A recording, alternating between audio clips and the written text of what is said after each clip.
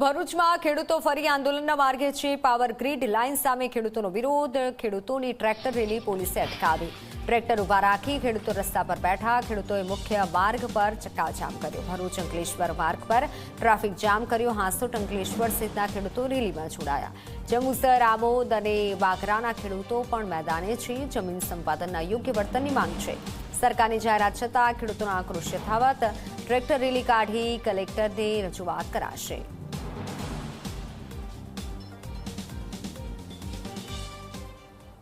Power ગ્રીડના વિરોધમાં સમગ્ર ગુજરાતમાં જ્યારે ખેડૂતોનો વિરોધ ચાલી રહ્યો છે તો તેની અસર ભરૂચમાં પણ જોવા રહી છે। ભરૂચના હાંસોટ અંકલેશ્વર સહિત આમોદ જંબુસરમાં પણ વિરોધ જોવા મળ્યો છે। આમોદમાં જ્યારે ઘર્ષણ સર્જાયું છે ત્યારે આપણે જોઈ શકીએ છીએ કે હાંસોટથી નીકળેલી જે રેલી છે ખેડૂતોની ટ્રેક્ટર રેલી જે ભરૂચ કલેક્ટર કચેરી જઈ રહી છે પોલીસ સાથે રોકવામાં આવી છે। ત્યારે ચોક્કસપણે અહીંયા આગળ કેટલાક ખેડૂતો છે આપણે ખેડૂતો સાથે સીધી વાત કરીએ। શું માંગ છે તમારી અને ફરી રેલી યોજવાની જરૂર પડી છે, શું કારણ છે? અત્યારે જે નવો પરિપત્ર આવ્યો તે તદ્દન ખેડૂત વિરોધી છે। બધાએ જે એમ કહેતા હોય જેને ફાંકો હોય એવો કે જૂના પરિપત્ર કરતા નવા પરિપત્રમાં ફાયદો છે તો અમારી સામે આવે ને ફાયદો દેખાડે। આ મેં જેટકો કંપનીનું જે અમરેલી જિલ્લામાં કામ ચાલે છે તેમાં જૂના પરિપત્ર પ્રમાણે ખેડૂતને વળતર મળ્યું છે। અમે નવા પરિપત્ર પ્રમાણે માંગ કરી પણ માંગ કર્યા પછી ખબર પડી કે નવા પરિપત્રમાં ખેડૂતને ફાયદો છે નહીં। જૂના પરિપત્ર કા નવા પરિપત્રમાં ઓછા રૂપિયા મળે છે। આ તદ્દન સત્ય વાત છે। જે જૂનો જંત્રી પ્રમાણે પરિપત્ર હતો એમાં જે ભાવ મળે છે એની કરતા નવો પરિપત્ર છે તેમાં ખેડૂતને રૂપિયા ઓછા મળે છે।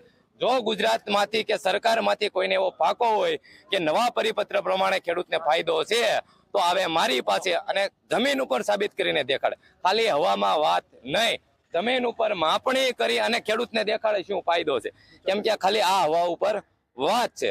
પરિપત્ર ખોટો છે તેના વિરોધમાં વિરોધ છે, શું કહેવું છે તમારું, શું માંગ છે તમારી? કલેક્ટર કચેરી કેમ જઈ રહ્યા છે? કલેક્ટર કચેરીએ અમે પહેલેથી એક જ માંગ લઈને જઈ રહેલા છે। ખેડૂતને સારામાં સારું વળતર મળવું જોઈએ।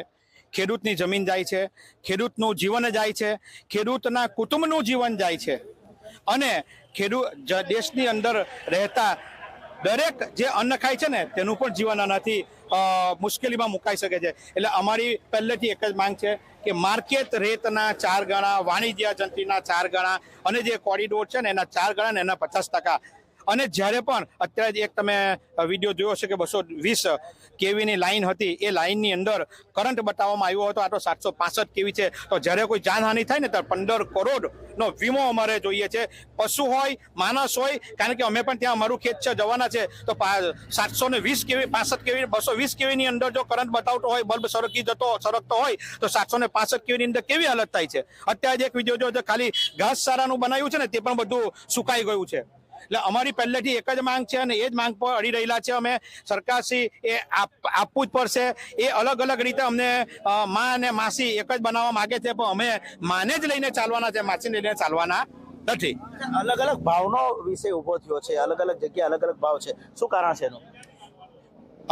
સરકારશ્રી ડીએલવીસી માર્કેટ રેટ કે એમઆરસી કમિટી એ પ્રમાણે અલગ અલગ ભાવ કે છે પણ અમારી માંગણી એ જ છે કે રાજસ્થાન સરકાર જો એક સરખું આપતું હોય, કલેક્ટર નવસારીના કલેક્ટર આપતા હોય તો અમારી એક જ છે કે ઓલ ગુજરાતની અંદર એક સરખું જ દરેકને વળતર મળવું જોઈએ, કારણ કે વાણિજ્ય જંત્રીના 4 ગણા જ મળવા જોઈએ, અમારી એ માંગ છે।